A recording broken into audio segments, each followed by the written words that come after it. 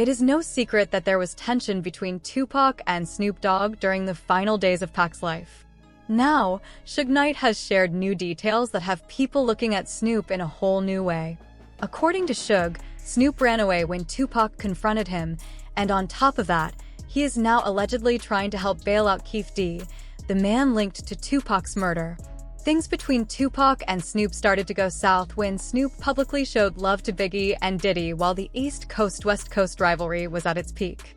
Suge claims that this felt like a betrayal to Pac, and from that moment on, their relationship kept getting worse. But that is not all. Suge also says that Snoop has been lying about his last conversation with Tupac, hinting that Snoop may know much more than he lets on. So what really happened between Tupac and Snoop?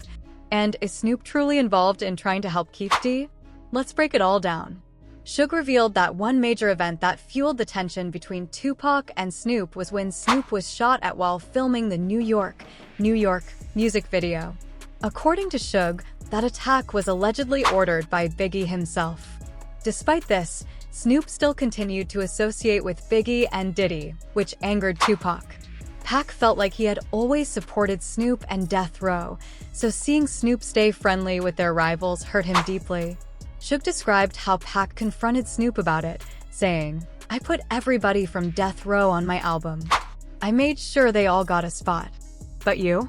You go out there and act like you were cool with them." Suge also claimed that the situation got so heated that Tupac actually tried to fight Snoop.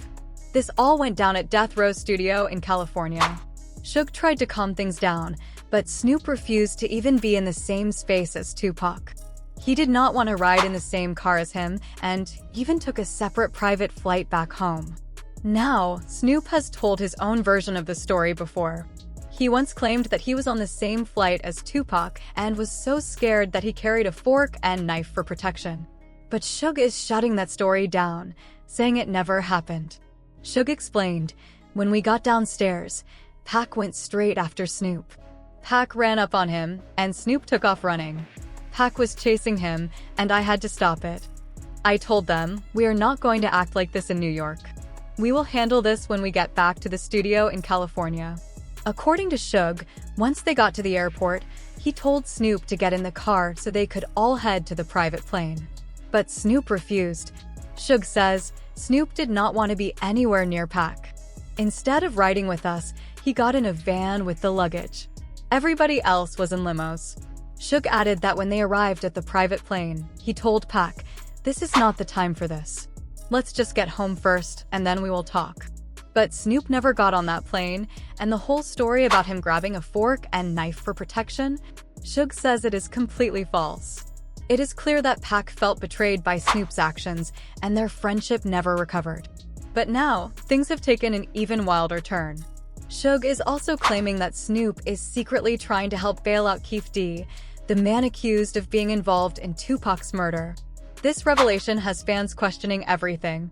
Why would Snoop want to help Keefe D? Is he trying to protect himself? And what exactly does he know about what really happened to Tupac? With all these claims coming to light, people are starting to look at Snoop in a different way.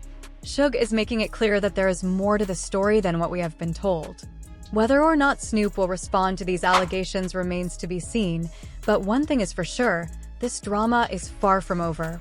People on Death Row Records knew the truth, but nobody wanted to admit it. Pac called out everyone, not just his friends, but the artists too. And they all backed down. Some even got swung on, and they knew they had turned it down. But even with all this, Snoop has been telling a different story for years. It is not about dragging him through the mud. Seems like he is already there. But the truth is, he was never in any real danger, and nobody was coming for him. Back in 2010, Snoop gave a different version of events in an interview with Angie Martinez. He claimed he was on the same flight as Tupac, but the whole time, he kept a knife and fork under his blanket, just in case. According to him, that was the last time he saw Tupac alive. He said Pac was acting wild that night, full of anger, wanting to confront him, but he could not.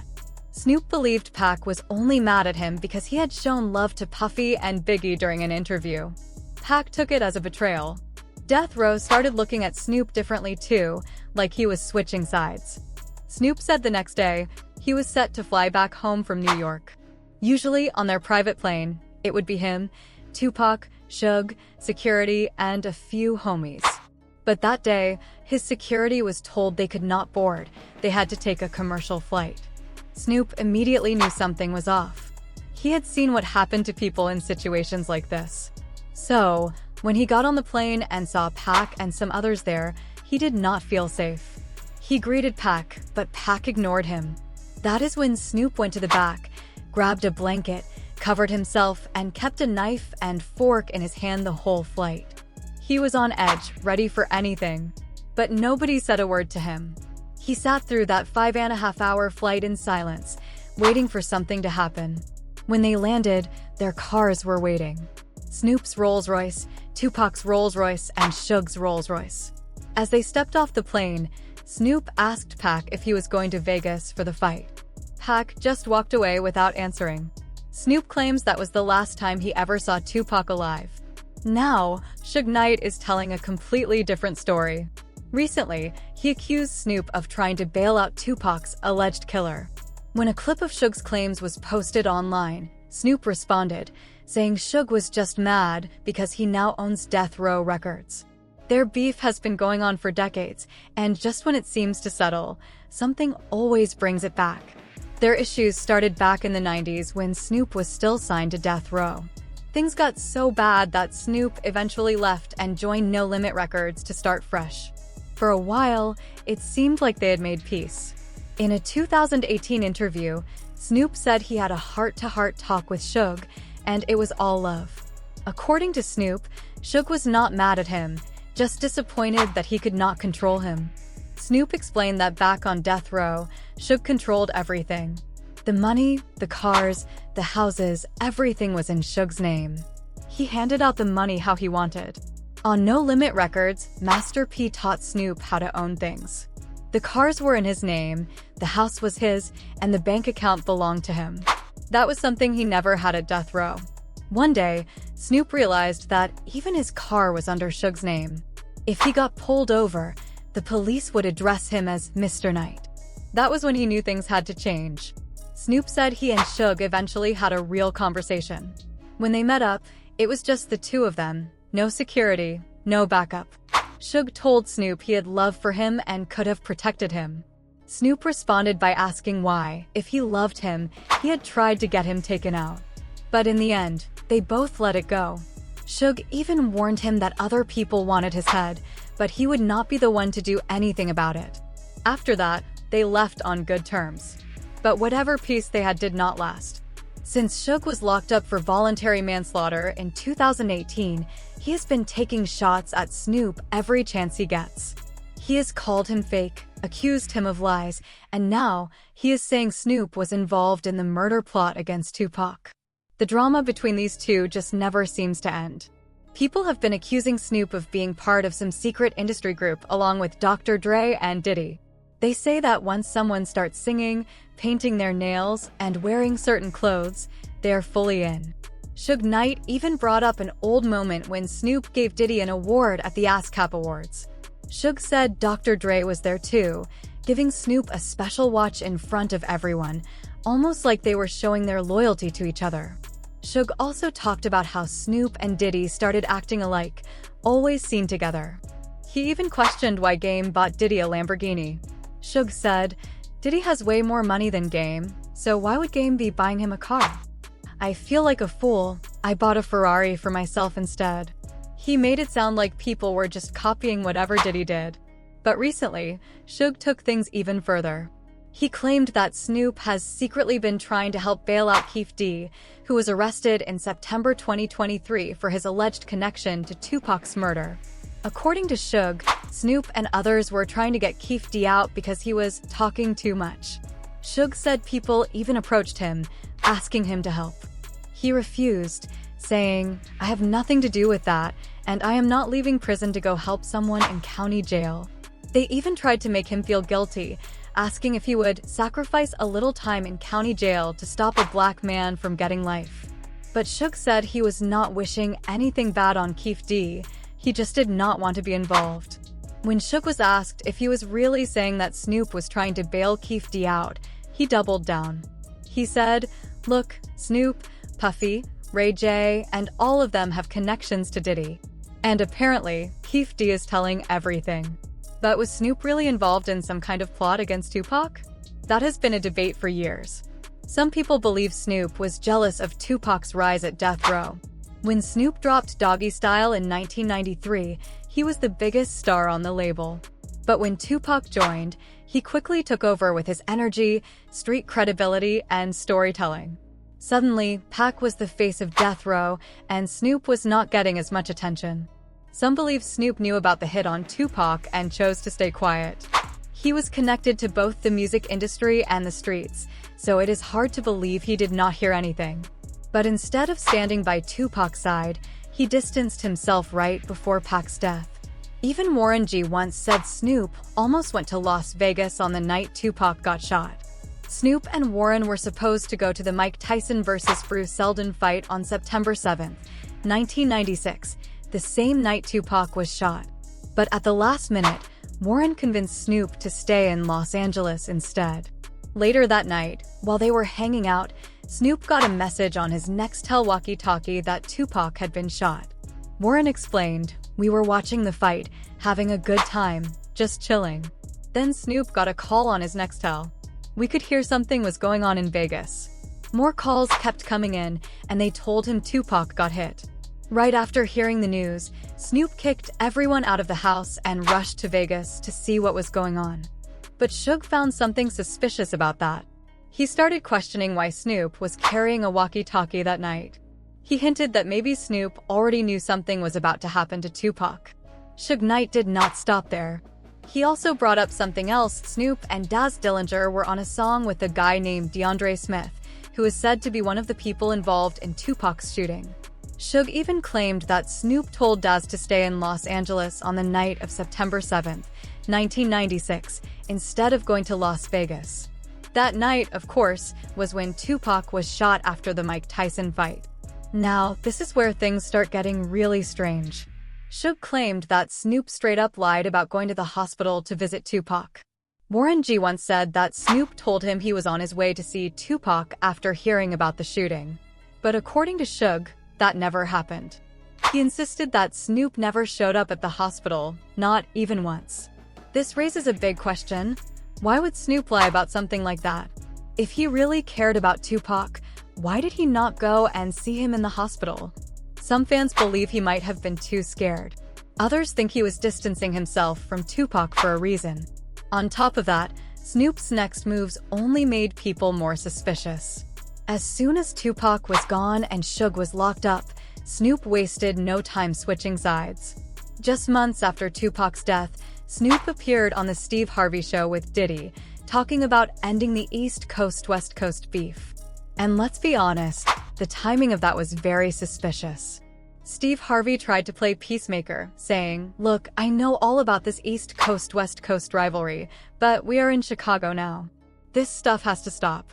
Whether you like it or not, you are role models, and your music influences people. You need to set an example for the youth." Snoop quickly responded, "Yo, Steve, listen, this whole East Coast-West Coast thing is just media hype. Diddy is my guy from day one. It is all love between us. We came here to bring people together and make music." But not everyone was convinced. Some fans felt that Snoop was only saying that because it was convenient for him. Just months before, he was part of Death Row, standing next to Tupac while tensions with Bad Boy Records were at their peak.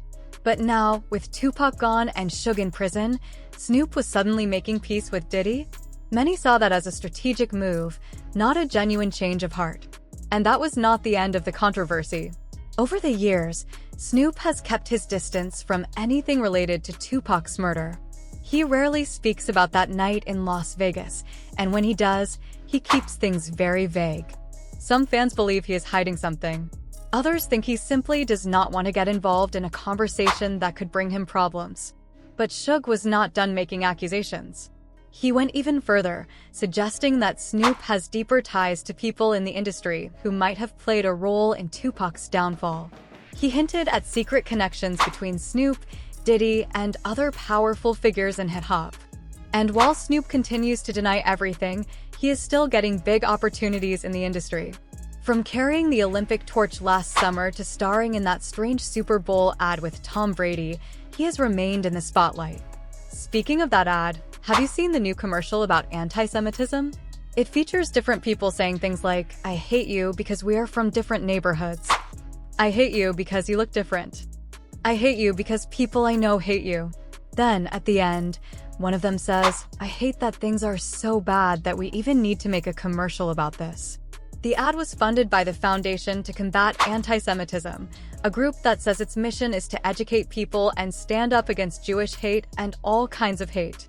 But critics argue that this group has a history of treating any criticism of Israel or Zionism as anti-Semitism. Some even believe the ad is just another example of Israeli propaganda. With everything happening, fans are seriously starting to wonder, was Suge telling the truth about Snoop being part of some secret industry group? Could there be more to the story than we realize? What do you think? Was Snoop really involved in Tupac's death, or is Suge just trying to stir up chaos? And what about those secret society rumors? Do you think there is any truth to them? Share your thoughts in the comments, and do not miss the next video. During the show, Steve Harvey told them, "Look, I know all about this East Coast-West Coast rivalry, but we are in Chicago now. This stuff has to stop. Whether you like it or not, you are role models, and your music influences people. You need to set an example for the youth." Snoop quickly responded, "Yo, Steve, listen. This whole East Coast-West Coast thing is just media hype. Diddy is my guy from day one. It is all love between us. We came here to bring people together and make music." But with all this drama, fans are now questioning everything they thought they knew about Snoop. Suge's claims about Snoop's possible involvement in Tupac's death and his close ties with Diddy have people wondering where his true loyalties lie. And while Snoop keeps denying everything, he is still getting big opportunities in the industry. From carrying the Olympic torch last summer to appearing in that strange Super Bowl ad with Tom Brady, he has stayed in the spotlight. Speaking of that ad, have you seen the new commercial about anti-Semitism? It features different people saying, "I hate you because we are from different neighborhoods. I hate you because you look different. I hate you because people I know hate you." Then, at the end, one of them says, "I hate that things are so bad that we even need to make a commercial about this." The ad was funded by the Foundation to Combat Anti-Semitism, a group that says its mission is to educate people and stand up against Jewish hate and all kinds of hate. But critics argue that this group has a history of treating any criticism of Israel or Zionism as anti-Semitism. Some even believe the ad is just another example of Israeli propaganda. With everything happening, fans are seriously starting to wonder, was Suge telling the truth about Snoop being part of some secret industry group? Could there be more to the story than we realize? What do you think? Was Snoop really involved in Tupac's death, or is Suge just trying to stir up chaos? And what about those secret society rumors? Do you think there is any truth to them? Share your thoughts in the comments, and do not miss the next video.